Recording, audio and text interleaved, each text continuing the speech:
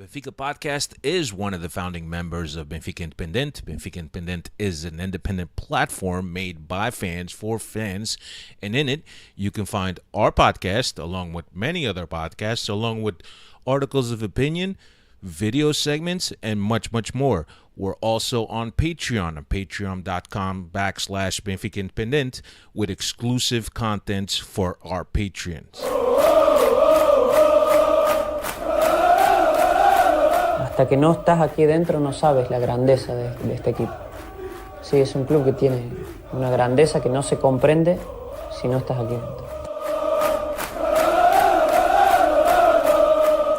Usando uma magia única, benfiquista, que só nós sentimos assim. Por muitos desgostos que possamos ter, valores mais altos se levantam. E o valor mais alto que se levanta em termos futebolísticos chama-se Benfica.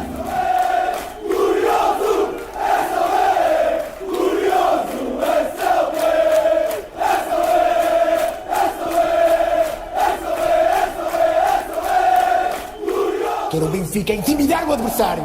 Quero o manto sagrado entrar com vocês em qualquer estado. E esses estados, pá! É isso que eu quero!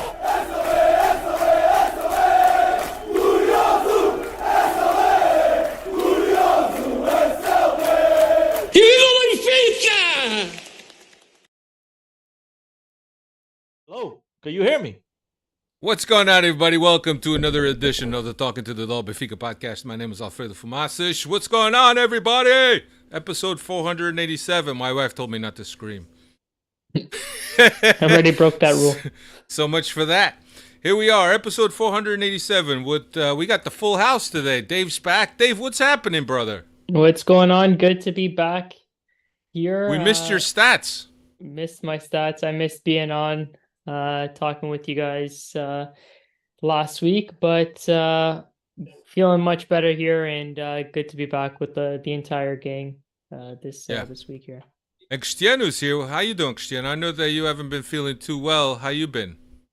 Missed your stats. I'm doing good. I'm trying to make sure that there's no echo, that no apalhasada new. Yeah, let us know how the sound is, but from what I understand, it's probably good. The Freddy took the night off today. There's really Freddy took the night off? I do want to welcome Alfredo. Oh, that's you.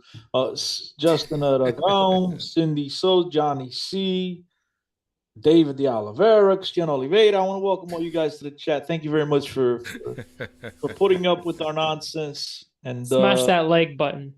Yeah, smash that like button. Good news for you guys. Good news for you guys, because I'm just getting into our minds. There's only, what, 2 more of these left, Alfredo? This one and one more, I think. No, we got to do 2 more. No, we're going to do the buy, sell, loan, keep, Malta, monk, all that in one pod? No, that's got to be a special pod in itself. I mean, that is like pay-per-view. It's become pay-per-view. No? We're gonna put it behind the Patreon wall this year. That's gonna go on my OnlyFans channel. Yeah. Sure. Sure. If you say so. I don't know. I think we might be able to squeeze 2 out. Smash the like button. Let's go. Squeeze 2 out. Yeah, Fabs 5,000 is here. Fabs. Fabs trolling Polina. Fabs, kind of Fabs. He trolling Polina. Was he trolling nice. Polina? He was trolling Polina. He was pitch side. Polina comes out to yeah, I'm pretty sure it's Fabs, unless it was another Fabs.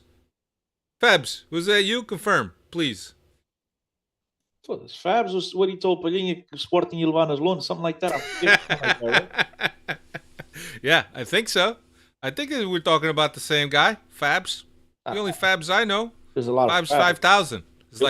It's like Andre 3,000. He got Fabs 5,000. Wow, if it was Fabs indeed, I mean, credit to him.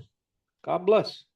Yeah, Fabs, give us confirm that. Make sure that I'm not mixing things. That's it. He says it's me. It's him. Wonderful. We're the guy is at Old Trafford one night, and the next night listening to us on the podcast talk about Old Trafford. Why would he be at Old Trafford? I don't know. Where the hell did Fulham play this weekend? Craven. Craven Cottage. É a mesma coisa, tá bem. Dá lá ao lado. É a mesma coisa. Closer to there than it is to here, so. It is. That's true. That's I mean, true. talk about highs and lows. Coitadinho. Yeah, no. A gente. No, yeah. Usually we tend to kind of delay the start a little bit, make sure that everybody gets in, make sure nobody's missing out. Let me tweet it out. But episode 487 is what we're up to, Christian. We need to 487 already. We need to stall a little bit more. We need to stall because it's only 9 Freddies, and it's me, my mom, my sister, my brother. That's 4 of us already. And Cindy. And you, Cindy, the Fabs. I mean, come on. We need to get a couple more Freddies in here. But nonetheless, man, listen. The season is winding down. It's been a season, as I spoke about Fabs being at Caven, whatever, cottage, whatever, and now talking to highs and lows. Very similar to our season, a lot of highs and lows, but nonetheless, it's coming down to the end. We had a very interesting match this past weekend at Alvalade. And I'm pretty sure we're going to get into a lot of that. I mean, we're just trying to stall, ladies and gentlemen. Trying to stall. But yeah, we're waiting for Chico Marcelino to get in here. Once Chico Marcelino's in, we're ready to go. Now we got the sneak. That's my boy. By the way, if you guys listen, for those of you listening, whether you're listening live, whether you're listening today, tomorrow, next week, whenever the hell it is that you're listening, we appreciate it, by the way. But if you love sneakers and you're a big sneakerhead, you need to follow Sneaker Shouts on Twitter, Instagram. My man puts out the links for all the latest gear that comes out. He puts it out ahead. So if you're looking to get the cool stuff and, you can't wait to get them, obviously they're very limited. Puts out the link, he gets you to go in. All the information. This is a must follow. Due to this guy, I've spent about $2,000 over the last 4 months. $2,000? Yeah, I spent a lot. I don't even post pictures. I spent a lot. $2,000 on sneakers? A lot of sneakers. It's easy to do. A lot. I mean, you're looking at two something a pop. When you're a baller like Cristiano. Nah, but you know what the crazy thing is, Alfredo? You've been to my house. I buy them, I get them, and I leave them in a box. I don't even wear them. I don't even know why. That's the truth. I'm crazy. That happens to a lot of things you buy. You bought that Peloton? The Peloton. Wait. I think Cindy heard what I heard too. Cindy Soldier said penal por Porto. I heard something falling. That might have been Cindy and I might have heard the same thing. Yeah, no. I remember you were all excited. Look, I bought the Peloton. Bro, I bought the Peloton. You had the shoes to go along with the penalty. Bought the red with the Peloton. And then I got the padded shorts. Did you get the padded shorts? Shorts with the padding on the butts, because that hurts until you get accustomed to it. And then I don't even think I ever sat on it. But yeah, I have it if I need it. I remember you showing me the video of some road in Algarve. So you guys are familiar with the Peloton. You get on a Peloton and it's almost like you're on the road, on an actual road with the with the uphills and the downhills and the turns, so on. I remember you showing me that, but I don't remember ever seeing you on it. No, I was just showing the video because it's got a cool screen on it. So I thought it was imperative that I showed you the screen. I bought the bike for the screen. But yeah, one day I'm gonna make you the treadmill, the elliptical. You see my video. The old style Matrekus table, that's sitting in the corner too. Kind of sucks because you can't play it by yourself. But yeah, I have it. If I ever have friends, I have this great belief that one day I'll have friends. And when I have friends, they'll come over. Somebody ride a bike, run a treadmill, elliptical, while the other ones play Matrex. And they got the couch, the big TV, PlayStation. You know what I mean? We could just have a ball. If anything, you just invite people over to see a sneaker collection. I think that's attraction enough. It's amongst all the boxes, Alfredo. It's too big. I need to get Sneaker Shouts to come over here and organize. I don't know if you've ever seen his closet. He's got everything perfectly organized. This is a must follow if you're a sneakerhead. So I might have to get this guy to come down here from Rhode Island. Rhode Island, that's where he is? From Rhode Island, yes, sir. The sneaker capital of the world. Rhode Island. Many Villadonians here. Welcome. Yeah, Johnny C, I'm with you, man. I try to, find those cheap sneakers that are gonna give me they're gonna last me for a little bit. I'm not about the looks. I'm about the comfort. Alfredo, I bought a pair of Breads for like $240. I don't know what those are. Jordans for like $240 or something like that. Why do they call them Breads? I have no idea. You got to ask Sneaker Shout. He'll tell you. I have no idea. They call them Breads. They're like the retro 4s or whatever it is. I spent like $240 on them, I believe, and now I got like people offering me $600-700 for them. That's and a I'm good like, deal. No, I'm not. I'm not selling. Oh, you're not selling? No, because I might want to wear them one day. I know guys that are talking about selling and making a lot of money. I know guys that are selling tickets to the Santa Clara game this weekend, making a lot of dough. I'm not sure about that.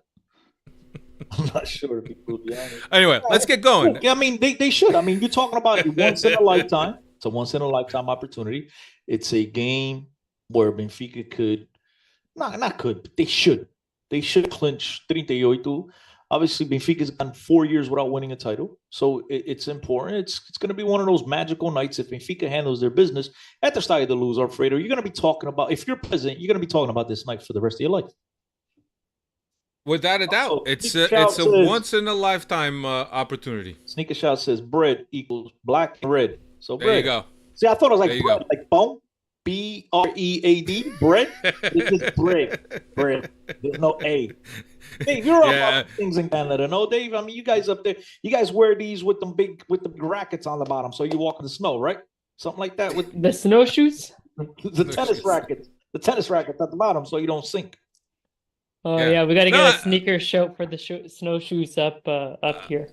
I think I thought it was something fancy like the Yeezys. They got these numbers, the model, and that's what I thought it was. Bread. I thought it was code for a specific model, but that black and red, that makes a lot of sense. I just learned something new. There you go. Anyway, let's get going. Tonight we will recap the Sporting game, obviously, and we'll look ahead to the final game of the season, a game in which Benfica will have the opportunity to get their 38th national Portuguese title. How does that sound? That sounds great, right? We've been hearing about Benfica, Damu 38 for a while now. Maybe this time will be the time. Hopefully. It's been a while. Sporting. Benfica traveled just a short distance across the Segunda Circular to play Sporting. I'll give you the lineup. Vlaco Dimos is in goal. Auschwitz right back. Silva, Otamendi, and Grimaldo as a left back. Chiquinho and Neves, João Mário, Neres, Rafa, and Ramos. Nothing here too surprising from what we've been seeing in the past weeks. And let's talk about Benfica's start. Not the best start, not the start we're used to. Cristiano, do you think that Benfica respected Sporting too much? Do you think that Benfica was caught out a little bit in terms of what the Sporting strategy was? What do you think? What do you attribute Benfica's slow start and not so great first half to? You might not like my answer. So I always like your answers. First. I don't know if you want to ask Dave first, because my answer might not be what. Vai lá, diz lá. Well, what I think is that it's about toca o mesmo virou disso. You know what I mean? It's week after week. It's the same exact thing, same exact lineup. Roger Schmidt has not made any changes in the opposition. And, there is such thing as called, a coach on the other side, or in this case, on the other side of the half, but now they're on the same sideline. You know what I'm trying to say? There is a coach that's preparing to come against you and watching video and trying to see where your strengths and weaknesses are. And I think everyone at this point is pretty much aware of what exactly Benfica is good at and what they're not at, what they're not very good at. And I think the opposition just figured out Roger Schmidt and his scheme. And we haven't really adapted, right? Roger Schmidt doesn't make, he says it himself, we don't make in-game, not in-game, but we don't change our tactics game to game. We do not change our tactics because of who we play against. We stick to our style of play, no matter who's coming into our household, no matter who we're visiting. And you just see other teams adapting, and they figured us out. And it's a little bit irritating, to be brutally honest with you, at this point of the season. But with 2 games remaining, it is what it is, man. Just like I mentioned last week on the podcast when it was just you and I, Alfredo, I kept saying it over and over and over again. At this point, man, it's too late to really come in here and bitch and complain about everything. We just hope that he gets the boys over the finish line, and it's enough to get Benfica, número 38. But it was kind of sad and at the same time irritating to watch that first half because we're so predictable. We know exactly what these guys are going to do. And you know, at this point, I don't even know what else to say, Alfred. To be brutally honest, Yeah, I don't know what else to say. and Dave, I had mentioned here to Cristiano last week about how Amorim sets up well. We've seen Amorim set up well in Europe against some of the opposition that we've seen there. But really, Sporting took a page out of Porto's book, right? Pressure Benfica. Don't let Benfica's midfield get anything going. And again, it's like Cristiano says. We look surprised almost. There's a team on the other side, but yet we can't prepare for what we may face from the other team in the first half. Teams have figured us out, understanding that we want to come out of the back playing, but at the same time, we apply tons of pressure. We started this game applying pressure. If you recall the beginning of the game, we were doing a good job, but at the same time, they had a goalie that could play with his feet and alleviate. He was always able to find the open man. And they've realized that Benfica does not have that luxury and that Benfica has trouble coming out of the back. So they apply pressure and it just stifled us. And it just seems like there are no Dave, what are your thoughts? Because the question was for you. Oh, No worries. I just thought Benfica came out flat-footed. They didn't match that intensity level that we saw the previous week in Portimao, and sure, we have a much tougher opposition, and like you're saying, Sporting never gave us that opportunity to build any plays from the backfield. But this team, especially in the first half, just looked like they came not to lose. They weren't doing anything to win. They came not to lose at the Avalada, and I think they were happy to try to squeak one away, or if they could break on the counter attack. I don't know what they were trying to think, what their plan was in the first half, but it definitely was not the Benfica that we've been used to seeing here in terms of high pressure and high intensity to go to and create chances. But that team in the first half looked like a team that was just trying to do the bare minimum just to get a result. I don't even know what result they were trying to get, because if they were looking to score on the counter, okay, but they weren't even able to do that in the first half. Yeah, and look, I think Benfica's midfield was overrun. João Mario, Rafa, and Ramos continue to be on that lull of form, if you will. And I think that when you don't have those guys that have been key players during the season making a difference or providing something different, alleviating the pressure in the midfield, then you're going to be in trouble. We had that Pote miss right in the beginning that reminded me of that Ruiz miss. Ruiz was worse. Ruiz was worse because he got a foot on it, right? You got the inside of the foot on it, and he was facing the goal. He's lefty. I mean, that was just a tap in, and my man just So Ruiz was worse. And we had the Rafa header right after that, which Rafa couldn't get up and got under the ball. Yeah, he got under the ball, didn't really get all of the ball, and just went over. Then you get the Gaio close range shot, which Vlaco Dimos did well to parry it away. But really, everything that Sporting was doing and the way they were playing, it was predictable that sooner or later they were going to get on the board, and they did in the 39th minute. Mistake by Antonio Silva. Got a foot on the ball, but didn't get all of it.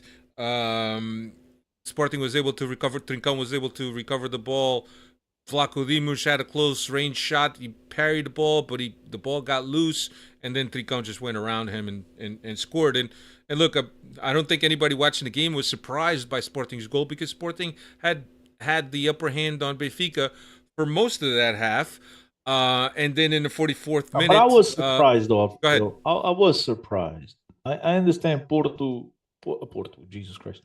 Sporting were the better team in the first half, but when you initially see that ball, I believe it was from Nuno Santos into the box. I mean, look, we have to be honest. I expected Antonio Silva to clear that. He got his foot on the ball. That was just a miscue on him. You know, we've seen better from this kid. He's not been the same player in the second half of the season. Maybe that's due to fatigue. Let's not forget the kid just turned 19 years old not too long ago.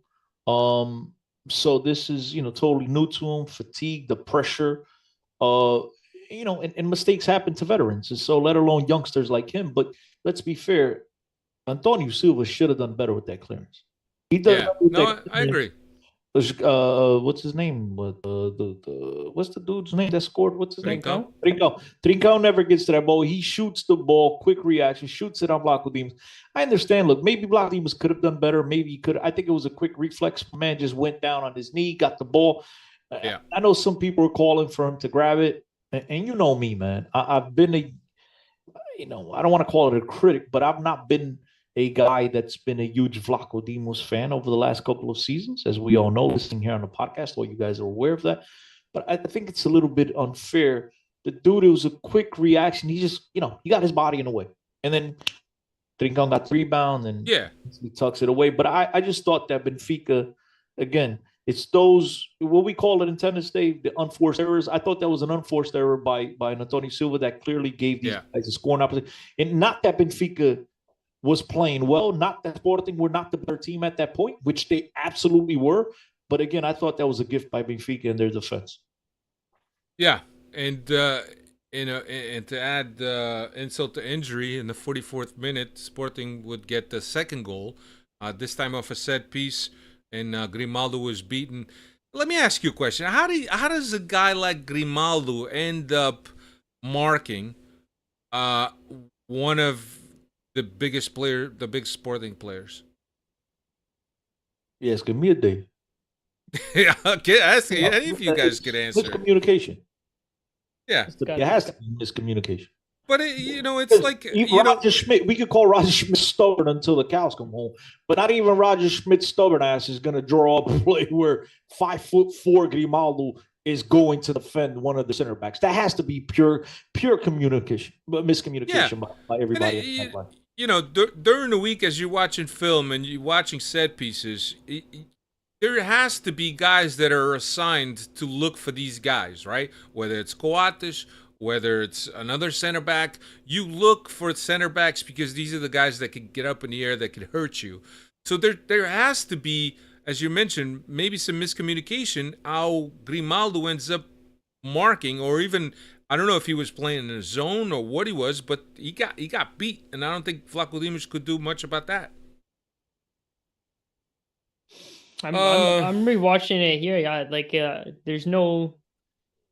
The only other closest player is Arshinus, but he's not tall enough to guard that guy either. So there's definitely some sort of breakdown.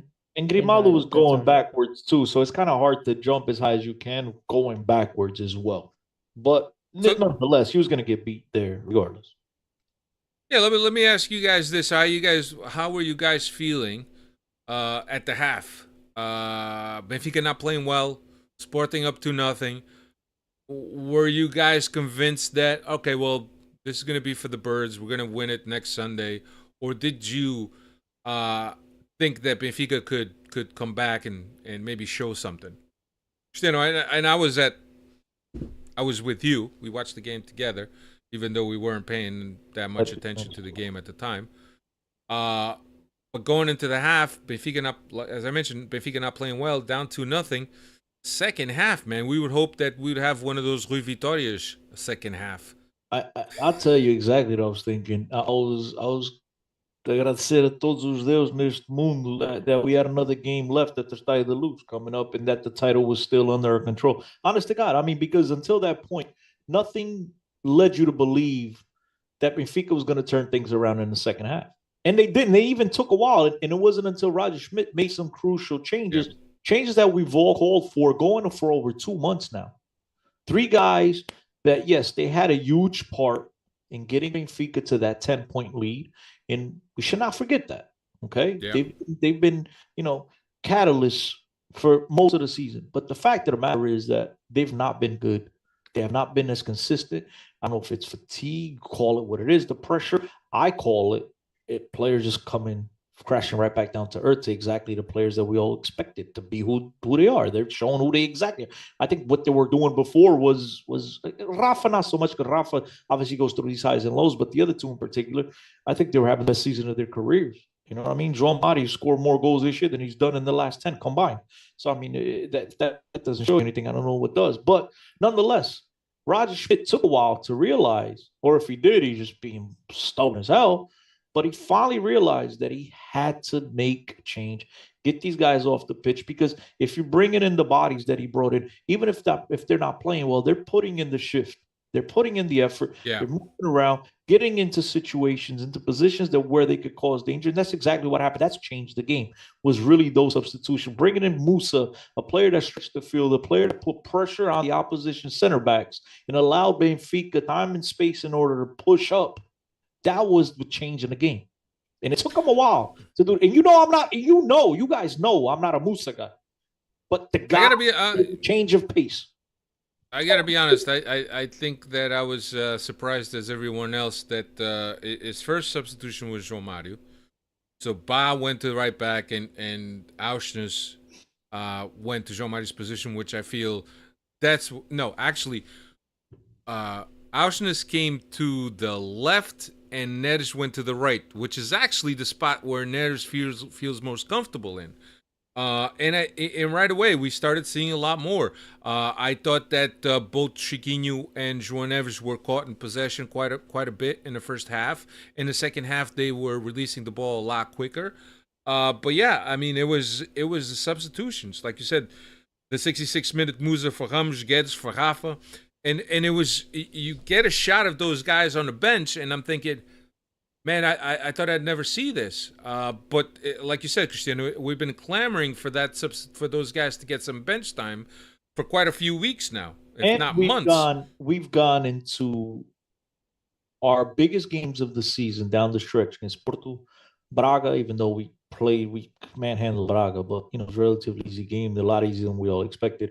And now Sporting, we've gone into these three games with the two-man midfield when we very well know that the strength of the opposition is that three-man midfield. And if Rodgers not realized that we need to, I get it. I want to have Neres on the field as much as I can. I like to have Rafa on the field as much as I can. João Mario when he's on his game. But the fact is that these guys have not played well. Sometimes you need to leave them on the bench for a spark, lightly, light something up on their ass to get these guys to perform at the level that we all expect, but bring in another body into the midfield, and that's what changed the game. Once João Mario leave the game, you bring in Alexander Ba to play right back, and now it frees up Arsenis to come into the midfield. Now we finally got ourselves a quote-unquote pit bull to battle the oppositions and Ugarte and those guys, a box-to-box guy that's going to put in the effort, be all over the field, challenging for every ball. That's what changed the game. Roger Schmidt has to understand. Now it's one game left. I mean, yada, yada, yada. Let's lift to 38. But at the end of the day, Roger Schmidt has to go into the offseason and look at himself in the mirror and realize that, okay, look, I got away with this one. But I need to, especially in these big games. It's one thing playing with two little guys. I mean, call it what you want. Fantastic João Neves, I'm sold, whatever. But two little ass guys and Chiquinho and João Neves that give no presence, physicality, none of that like that. Against other teams' monsters that are up and down, straight pit bulls. You're going to lose that battle 10 out of 10 times.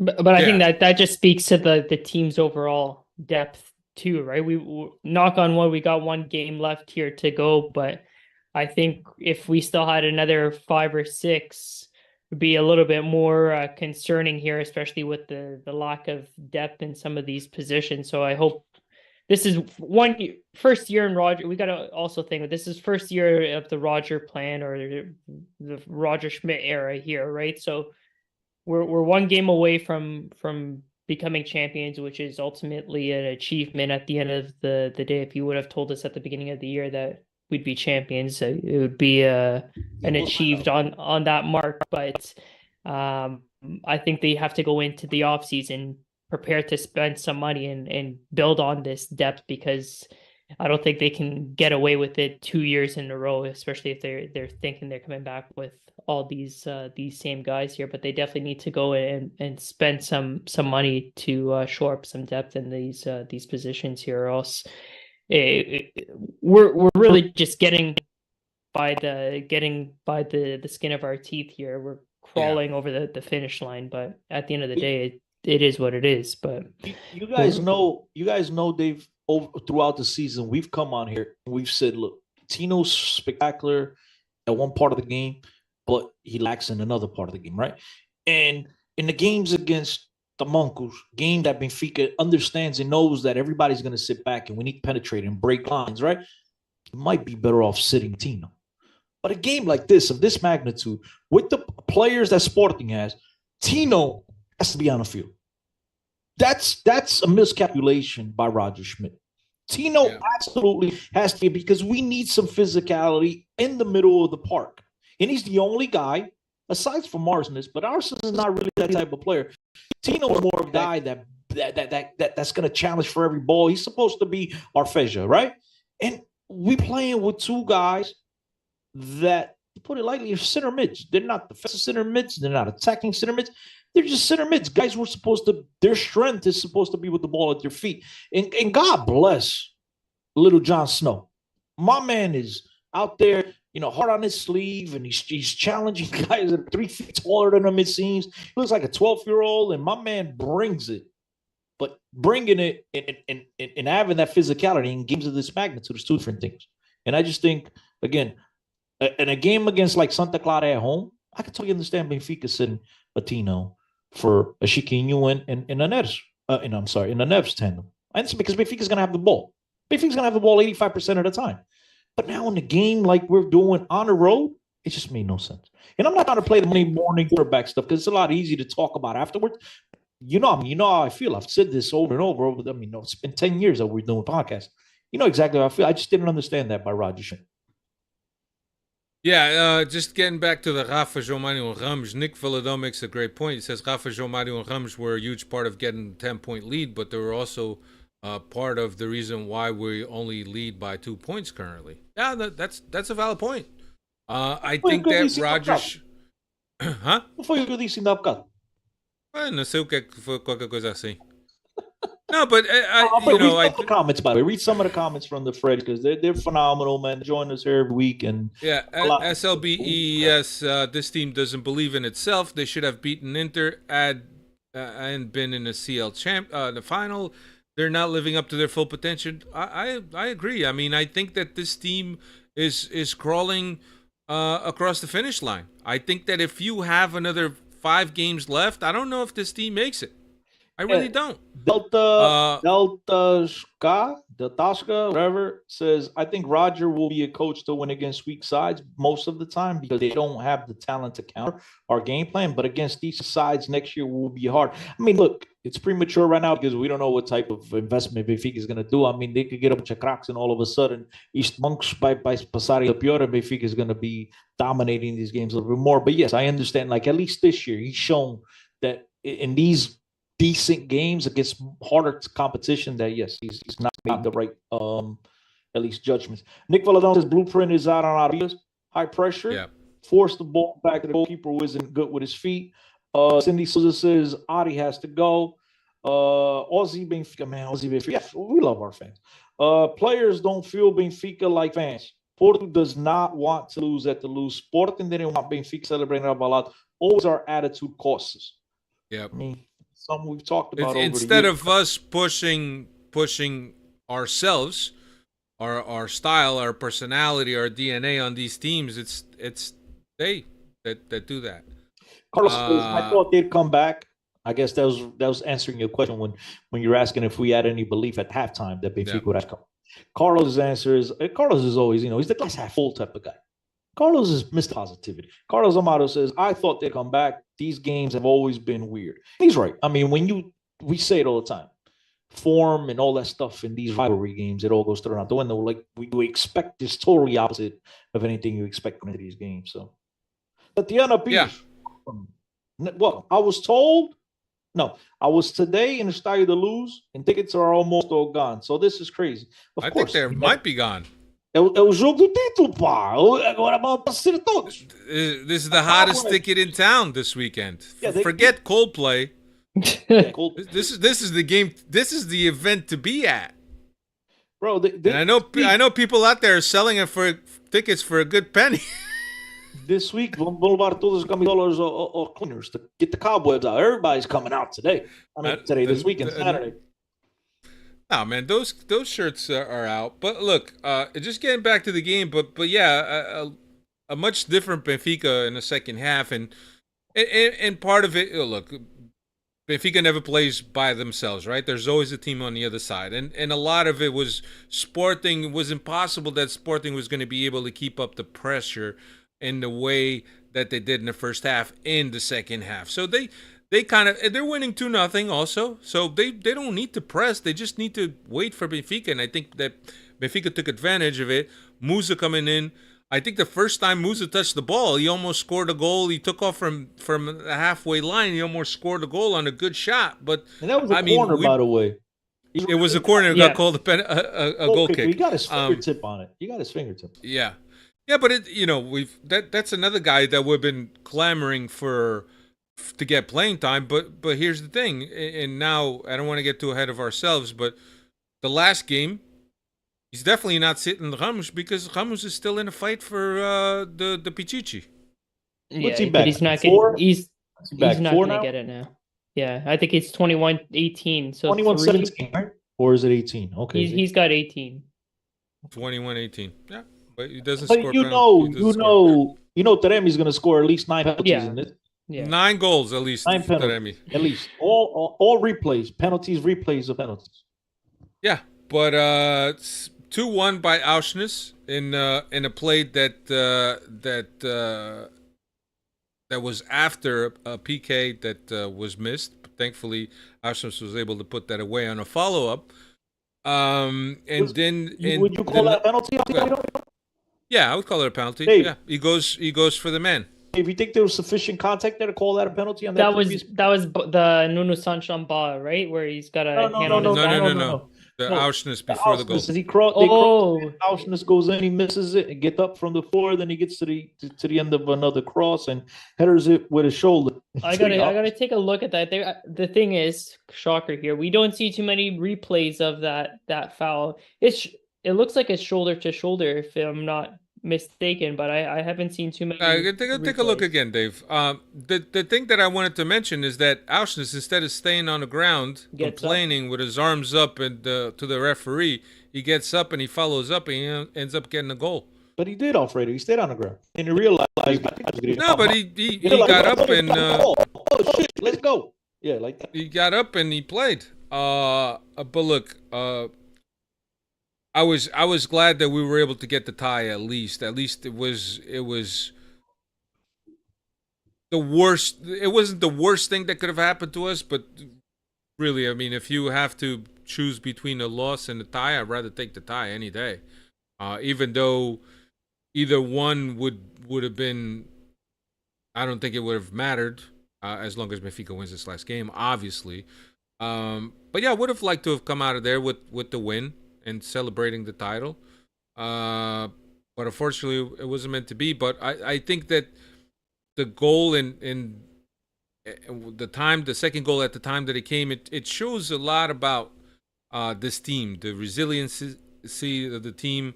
The team was down 2-0 and really didn't bury the head in the sand. They just came out and played, and they believed in themselves, and they ended up getting the result, which wasn't the win, but it was still a good result. So much better Benfica in the second half, but we continue to see Rodgers struggling against the big teams, and I think that if there's something that he takes out of this season is learning how to play big teams, especially Porto, especially Sporting. These are games that are not your typical games. They're not your typical monks, and you have to be ready. You have to have a plan B. We've talked about Roger only having one plan.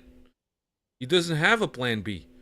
And oftentimes guys outcoach him because he doesn't have a plan B, and he makes the moves too late. Thankfully, everything worked out well. We ended up getting that second goal by João Neves on an insistent play. I think that was a great save. That was a great save by Israel. That first shot that Neves took, that was a great reflex. And then Neves, credit to him, stayed on it, quick on the rebound, and obviously gets Benfica the draw. And it's a lot of controversy regarding that whole Tino Was he offside? Was he not? Yes, he was. And he cross. He was offside again. If you understand, But he's not active part of the play. Yeah, the ball. All of us nowadays, if you don't, this is not the old school days where you're offside. It doesn't matter. You go now, unless you're involved in the play. If the ball, you make an effort on the ball or anything of that sort, you're no longer called offsides. He only gets involved in the play once Musa headers back, and now he's in play once Musa touches it. And so. Right. Only right, and Kawat should have flopped. He should have remained what I was just playing. Gonna say. You see the opposite of the harshness on that play where right. Kawat is still on the floor 10, 15, 20 seconds after the initial play. And I'm sure if he gets up, who knows? We probably don't score that goal because that's an additional body that's defending and getting in front of the ball there. But I don't know what he's staying down for. If the ref hasn't called it 5 seconds ago, you think he's going to go back and call it another 5 seconds? What they were hoping with VAR, what they were hoping was there were VAR review days. That's what they were trying to make their point, is to go to VAR and have VAR call it back. It was an active play. He wasn't involved. Tino wasn't an active. It wasn't part of the active play, I should say. Then Coates bangs against him. Goes down on the ground. The ball Bangs insinuates that there was a huge shock in between the. Come on, that was like a scrape. I couldn't knock my little son. I mean, we're talking about one of the biggest guys on the field against a little scrawny kid. Yeah, for sure. That was fez a falta e não correu bem. Yeah, for sure. But look, I just want to say something on Roger Schmidt. Hugo and I, as you know, we go back and forth on these things, and Hugo actually brought it up. Good point by him. He said, man, there's a lot of Jorge Jesus and Roger Schmidt. And he said, how come? He's like, bro, we dominate the middle. Aquilo é chapada por todo lado. And then in these big games, our team disappears. We play David Luiz at left back. Here we play Arsenal at right back. and in some extent, they're both stubborn as hell. The only difference between the two of them is one could speak and the other one can't. But I understand the similarities. I understand the similarities between the two. Their insistence on playing their system the way they believe, the way they want. No matter how many people tell them it's wrong and how many people tell them that your players aren't playing well, he's going to stick to it. He's going to invent. The team's going to play well against the Mongols and struggle against the big opposition. You see him even now in Turkey. He's doing the same thing. Playing the big teams, he's got a losing record. Playing against everybody else, he's got a winning record, obviously. So I don't want to be here spending too much. I hope we're not back here again next year and make these comparisons. But I think that the whole, the shine on Roger Schmidt has kind of worn off as the season's gone along. And I'm not saying bring him back, but there's definitely signs there to be concerned. I'm willing to give him the benefit of the doubt just because the depth isn't there. So I'm willing to see what we can do with another off season and what investment we can bring into this team. But the stubbornness to feel the same.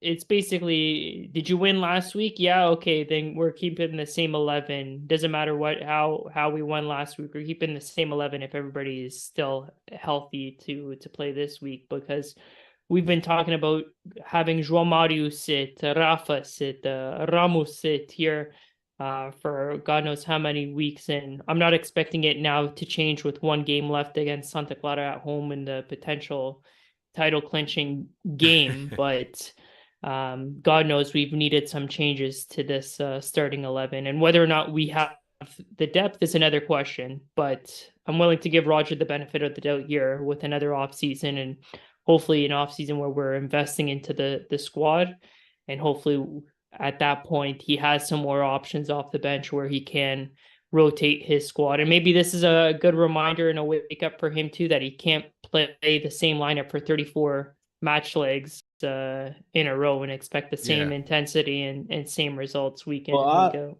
I don't know, Dave. I don't know. If you listen to anybody from the club, Domingo Suarez Oliveira, the CEO, the vice president, everybody. If you listen to anybody with a voice at the club, everybody, all they want to get you to believe and sell you is that Benfica needs to sell players all the time. We need to sell players all the time. That's all everybody wants to tell you. We make shitload of money through the Champions League and selling players, but yet somehow we still need to sell more players.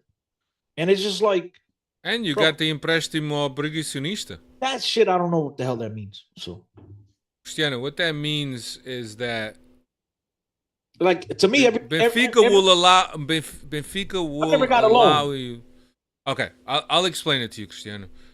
Benfica will open up to the fans for the fans to buy these titles, right? So they invest in the club, and at the end of whatever period is, though that investment comes back from Benfica with interest, right? So let's say you put $5,000, you buy $5,000 worth of titles right now, and Benfica's goal was to raise 50 million. How come I didn't get that notice? I'm a socio. My quota's up to date. How come I didn't get that notice? The clubs, it opens it up. So you go in there and you buy 5,000, right? And you got I don't know what the interest rate is, maybe 5 point something or whatever. And at the end of the maturity of this period, Benfica has to pay back or return the money with interest to the fans that invested or bought these titles. It sounds like a savings bond.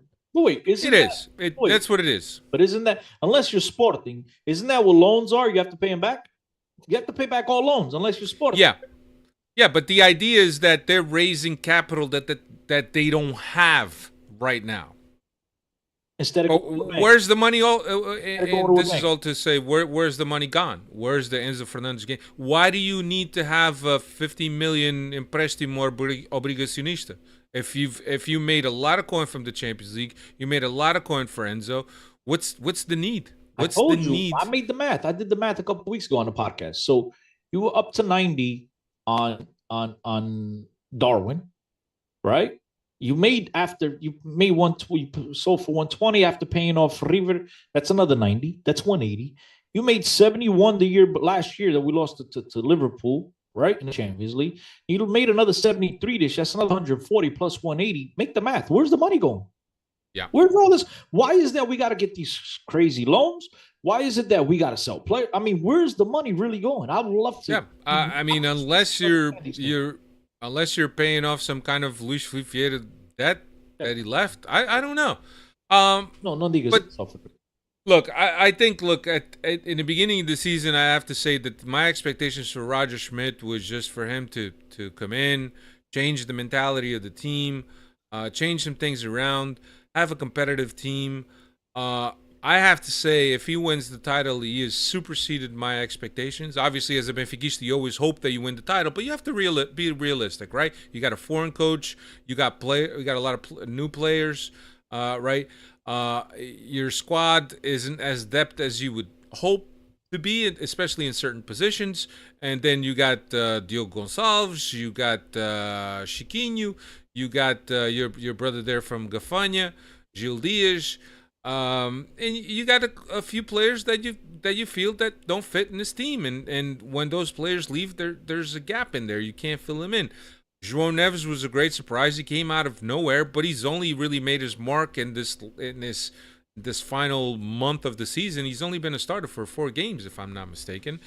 And the whole thing is that, to me, I felt that I just wanted the team to be competitive, and I wanted a little bit of a change in terms of the mentality of the team. We haven't seen the change, especially against Porto, but we saw the team play attractive football for a good period of time, especially up until the World Cup and then Enzo leaving. Enzo was a huge loss. We weren't able to backfill that position with the quality we expected. But I think at the end of the day, if you look at Roger Schmidt's if you do a balance of Roger Schmidt's season, I would say that for me, it's a good season. Obviously, I would like for him to win the championship. That's even better. But at the end of the day, he leaves, like Portuguese like to say, deixa-me com água na boca for next season. And I hope that he's learning a lot of lessons from this year in terms of how the media approach him, the questions that the media asks, how the media portrays Benfica, how in certain fields and certain referees, weird things happen. I hope that he's taken a lot of lessons. There's good coaching in Portugal. Despite a lot of teams being very weak, there's coaches out there that are coaching weaker teams that know how to set up their teams. with the human resources that they have. So I think that the biggest thing that Roger Schmidt needs to take away from this season is learn from all the hiccups that he had and the mistakes that he had. Let's hope that Rui Costa and Pedro Brás are able to reinforce the squad. Coelho, bro. Coelho's the man. Everybody talks about Brás. Coelho's the one. Brás is the fucking guy that shows up at the airport, that bro. drives the Uber, bro. Coelho, he drives the Coelho Uber. But listen, the good news is here. You know what the good news is, right, guys? Is that Benfica's playing my favorite team from Açores next week. Or next week, in a couple of days, I should say. I love the Açores. I love Santa Clara. You know, there's fields in the world. But, you know, we're playing Benfica B, and a team that's been relegated at the Estádio da Luz, a fired up Estádio da Luz with the title on the line, has everything for, you know, written in the stars for one of those magical nights at the Estádio da Luz, and then from there to the Marquês de Pombal. And I believe the boys will get this across the line.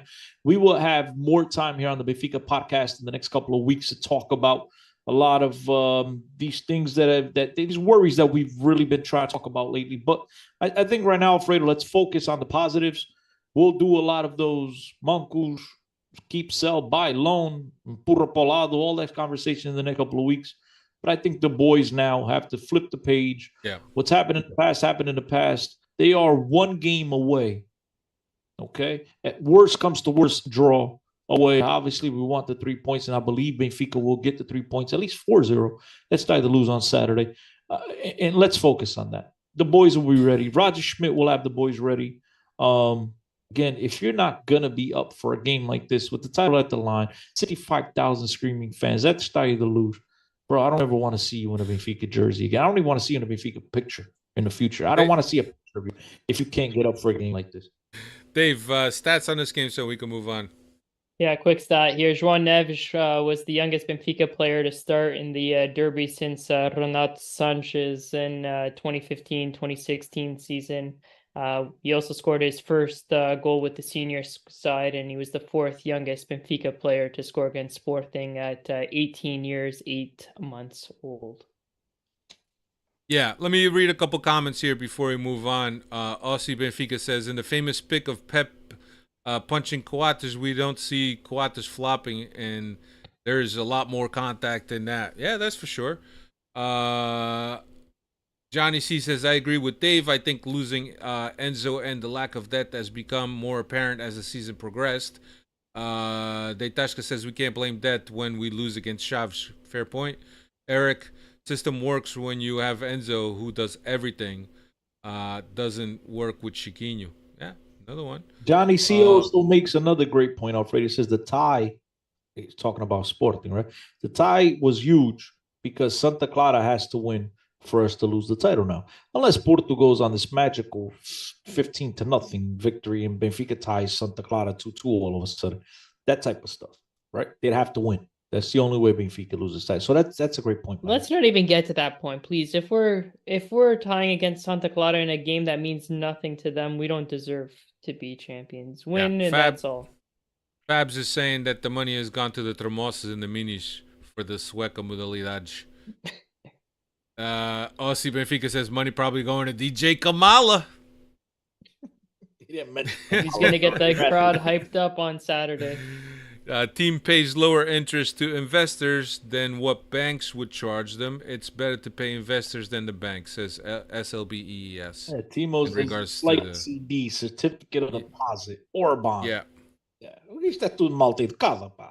Yeah, Carlos Zamaro says the issue of short paper is part of every operations for major institutions.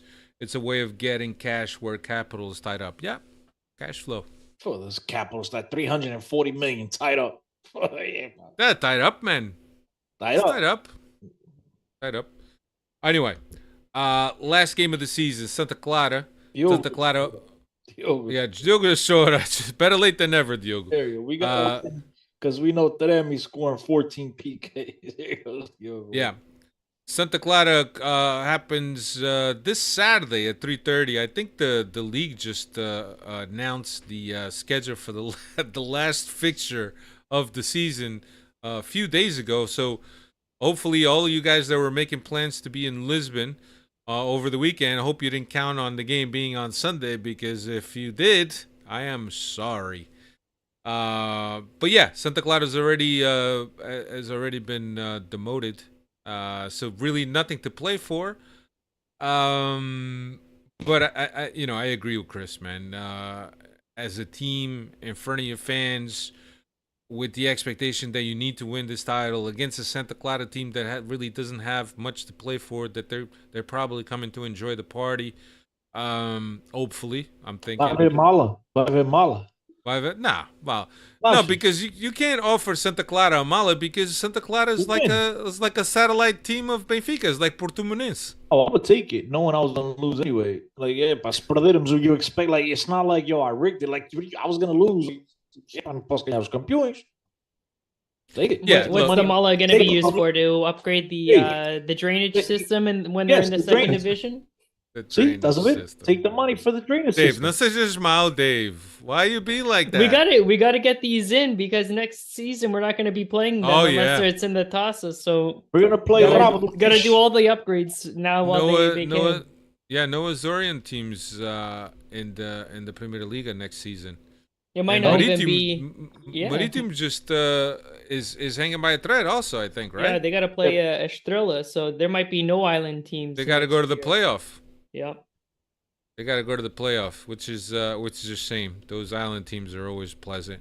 Porto is not an island. Don't they say que nós contra o mundo? If you look at it like that, and look, there's not much to say about this game, right? I think that we're all going to be waiting this game with great expectations and hoping that we could celebrate after the 90 minutes.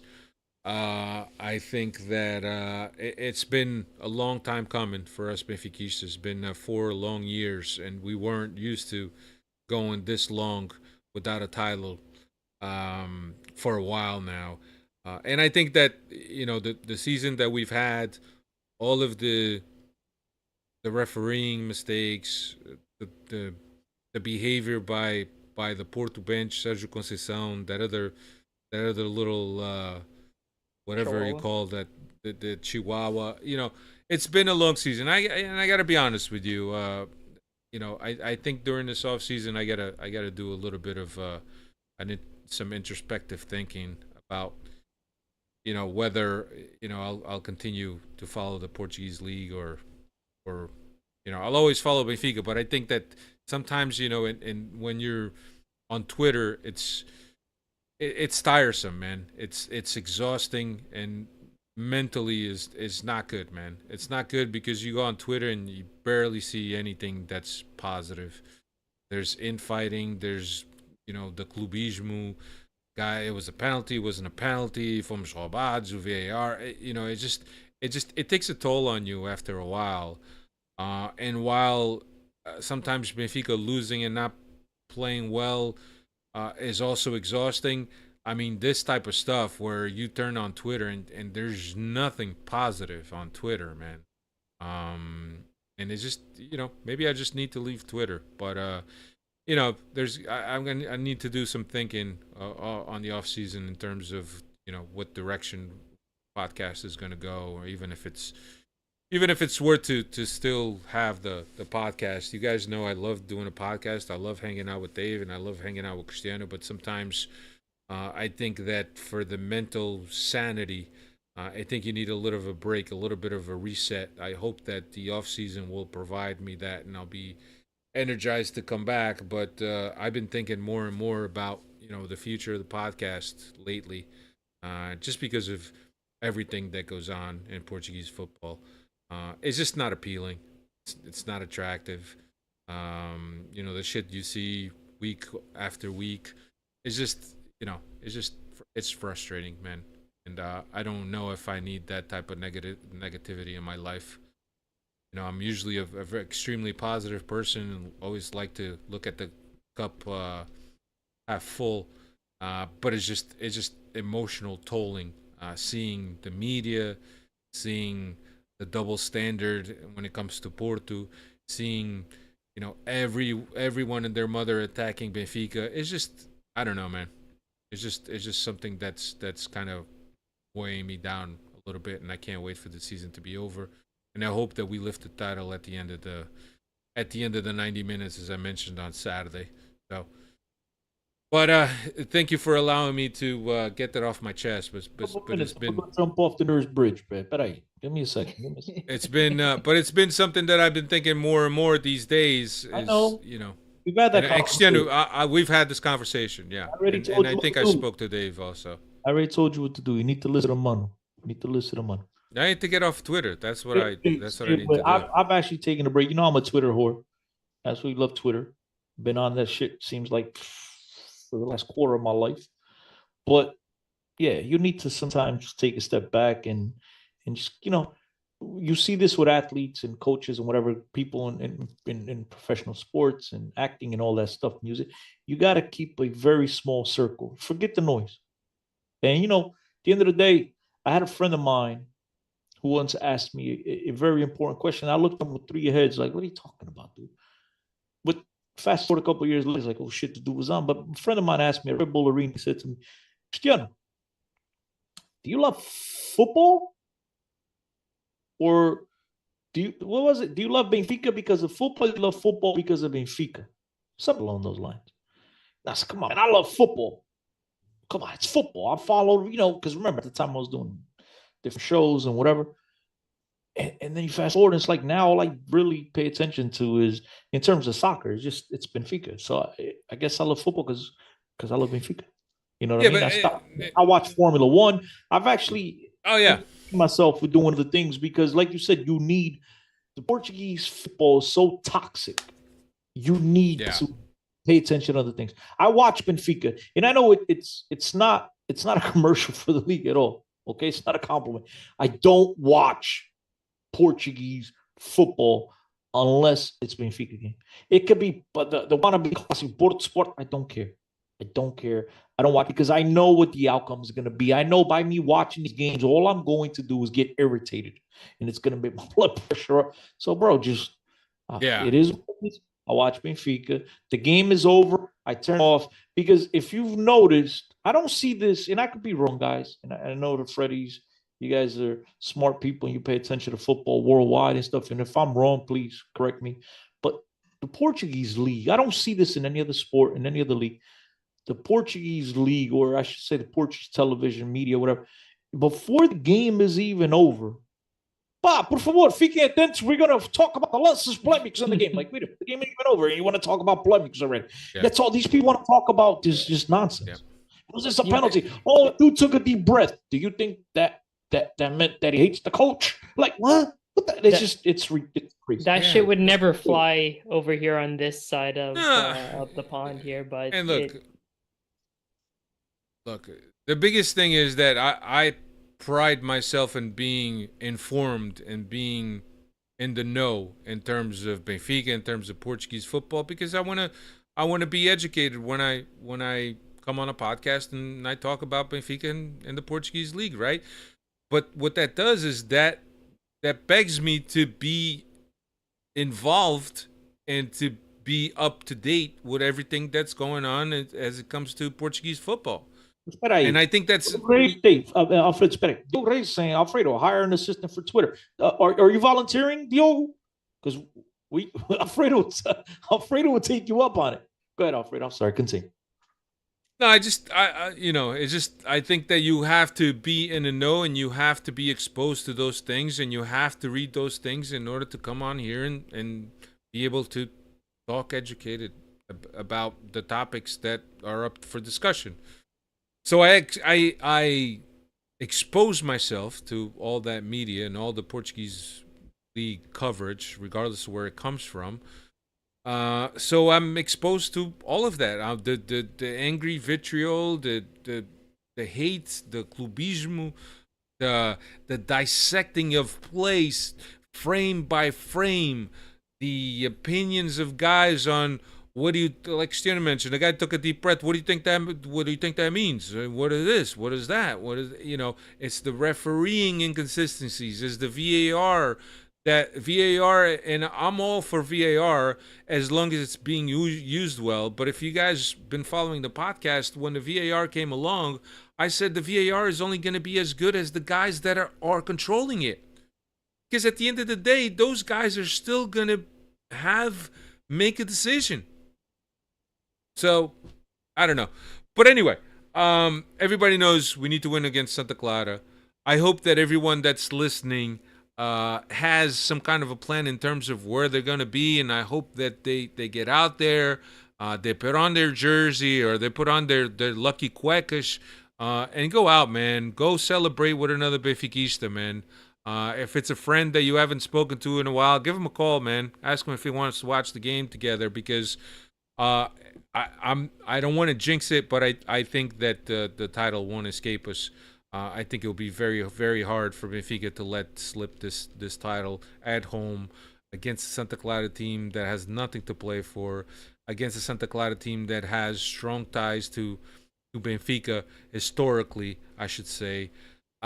So look, just go out there and have fun, man, and use that moment of celebration to kind of let off some of the frustration that you've had this season with Benfica in the Portuguese league. That's my advice to you guys. I know that Benfica FM had something similar, but I think it's a perfect time to get together with friends and to really enjoy and to celebrate, because it's been a while. Anything else you guys want to say? I remember we went through a dry spell for 11 years, whatever it was.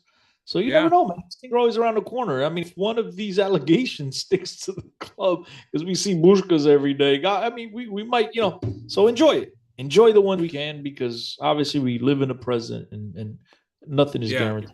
Benfica. Timo says, I watch a lot of footy from other countries, and in Portugal seems the most toxic, but I also do not follow all those other leagues' social media as closely. Yeah, Timo, I mean, I see you. Timo's very active on Twitter, man. So you read the same things that I do, the same back and forth, the same bullshit with the league and the referees, and Proença wanted to make the league more appealing, and it's Mas Alfredo, pá, não é para estar a falar nisto on air, but I disagree with you a little bit, because you say you come on here, you want to be informed, right? But at the end of the day, something that you and I have stuck to for the most, us, Dave, Steve, and all the guys that have been involved in this podcast along the years, we've always said, look, we're gonna go out there and we're talking about Benfica. So Alfredo, if we're coming over here, right, and we just follow the Roger Schmidt press conferences, we follow Benfica news directly from the club, I think we're very informed, right? We're informed, and but you got to be informed about the league, Chris. You don't have to. What league? Who cares? We just look at this. We got Dave. He's a stat guy. Let Dave pay attention to that. Dave says that's the spot 12 in 12th place, and that's it. That's all we need to know. That's it. Doesn't need it. So listen, we're gonna take a deep breath in the off season. Right now, it's premature. Let's worry about Saturday. Let's enjoy Saturday, and then after the buy, sell, repeat, rinse, all that stuff we're gonna do, Alfredo. I think your batteries will be recharged, and maybe we'll kick it back for another season 18 or 12 or 15, whatever it is. Yeah, well, we're close to 500, maybe 500. I'll ride into the sunset. We're gonna pull a Sopranos. It's gonna go dark and just. It's gonna go dark. We're gonna be in the middle of the podcast. All of a sudden, it goes dark. And ladies and gentlemen, welcome to another episode of Benfica Podcast, number 500. Exactly. That's exactly how it's gonna go down. Now, well, look, I think the biggest thing on my mind right now is winning the championship and being able to celebrate and being able to see the scenes that we usually see at the Marquês, at the different casas throughout the world. I know the casa, the Benfica Toronto is preparing. I know the one in Newark is preparing, and most of the casas are preparing for what we hope will be a celebration. But certainly, let's just enjoy this, and then worry about next season when we have to worry about next season, which should be in a 4 or 5 weeks time after the final game. So we'll see. Dave, you got anything else to say? So we could go. No, just I want to feel positive too about going into this match on Saturday. Everything's kind of written in the stars for a positive result here. Last place, Santa Clara. I don't even want to discuss about ties with Santa Clara, because then that kind of depreciates any anything that happens here on Saturday. The reality is, if they're not a good team this year, they're in last place. They have no chance of getting or staying up. So if we really want to be crowned champions, we have to take care of business at home against a last place team, put it simple like that. And last game of the season, I don't want to hear any excuses of guys not being tired or not being up for this match, because if you're not, then you shouldn't be here to start the next season. We'll keep it as simple as that.